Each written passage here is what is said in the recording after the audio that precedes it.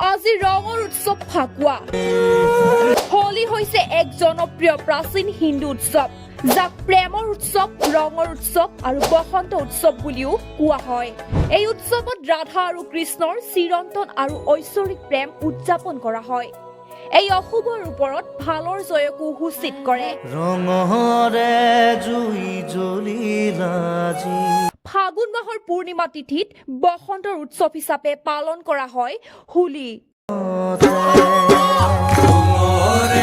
সত্য যুগত বিষ্ণু ভক্তিৰ প্ৰতিফল স্বৰূপ এই দিনটোক অন্যতম এক গুৰুত্বপূৰ্ণ দিন হিচাপে গণ্য কৰা হয়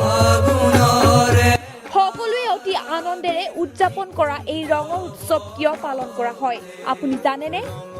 এই বিশেষ প্ৰতিবেদনৰ জৰিয়তে জানক হোলীৰ সৈতে জড়িত কিছু পৌৰাণিক কথা ফাকুৱা বা হোলী হিন্দু ধৰ্মৰ সাংস্কৃতিক ধৰ্মীয় তথা পৰম্পৰাগত এক উৎসৱ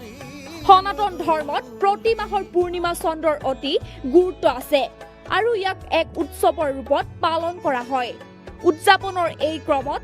ফাগুন মাহৰ পূৰ্ণিমা তিথিত বসন্ত উৎসৱ হিচাপে হোলী উদযাপন কৰা হয় বিষ্ণু ভক্তিৰ প্ৰতিফল হিচাপে এই দিনটোক অন্যতম আৰু গুৰুত্বপূৰ্ণ দিন হিচাপে গণ্য কৰা হয়